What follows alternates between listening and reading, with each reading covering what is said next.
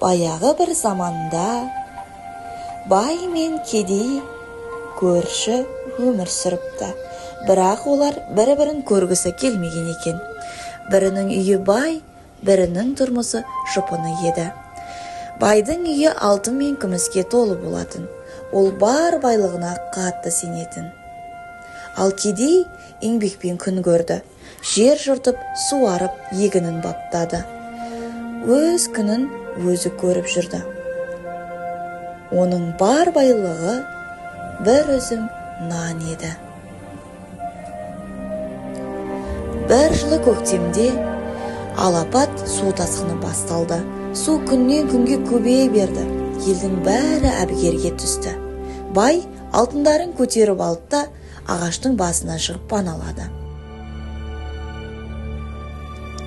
Кедей бір көмеш нанын қойнына салып, ол да ағашқа шығып аман қалды. Күндер өтті. Байдың қарны ашты.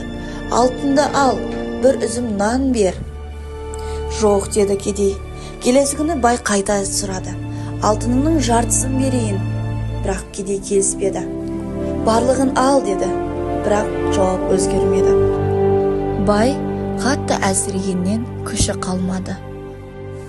Қарны қатты ашып кетті. Содан аштық байды жеңді.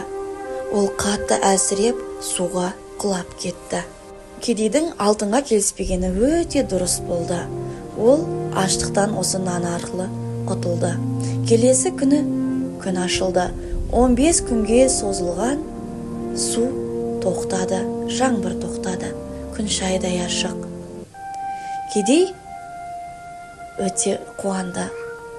Ол ағаштан аман есен түсті.